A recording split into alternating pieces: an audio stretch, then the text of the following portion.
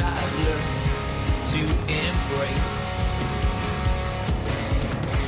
So uncertain what we will face. Nothing's easy. I was born and raised in Ventura County, California, in a city called Thousand Oaks.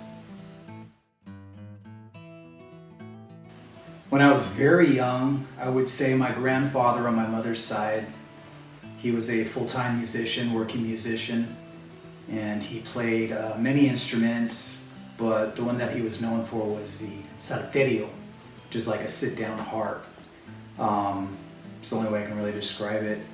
And he would use a pick on every single finger because there were so many strings. He would tune it by ear, and he would just play this beautiful sound. I think that's where I got an ear for strings. And and my father played the guitar growing up. 70s and 80s rock and roll. I think it comes from a quote. If you always do what you've always done, you'll always get what you've always got. That has always stuck with me.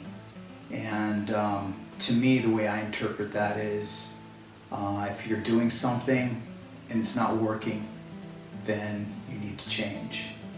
But if you are doing something that is working, you have a system that's just solid and it's producing good fruit, I would say duplication.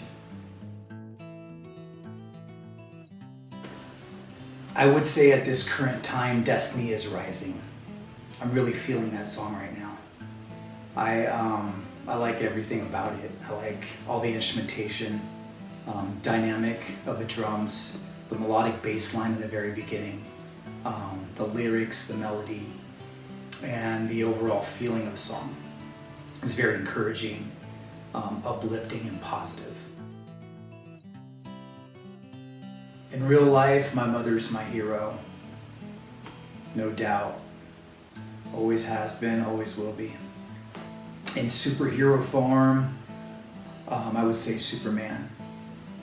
I've always been drawn to Superman ever since I was young, and I believe that it has something to do with his personality and the contrast of him being a sensitive, loving person when he's Clark, and then when he's Superman, he's this bold, don't get in my way, protector. So I think it was relatable, because I think we all have both sides.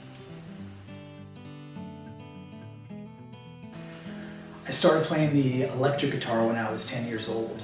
My father took me to the local music store in Thousand Oaks, California, where I grew up, and it was called Instrumental Music.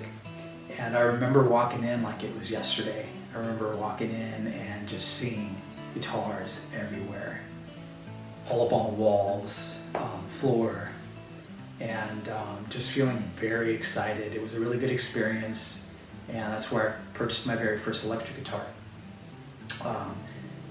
Shortly after that, I picked up the acoustic, started learning how to play the acoustic, and that kind of led me into playing with different churches and different musicians in a live setting. And that was a great experience. I learned so much from great, humble musicians, and I'm so glad that I got to experience that. And then I picked up the bass. I started learning the bass, and kind of same idea. I just kind of dove into it and started playing live right away. I think that accelerated my learning, and I didn't know how to play the bass, so I think it kind of sped up the process of learning how to play. And I've been playing in live setting, events, parties, private parties, clubs, bars, for the last 14 years. Mostly and primarily like 70s and 80s rock and roll cover, so cover bands. And I've been really having a lot of fun with it, and I'm continuing to play.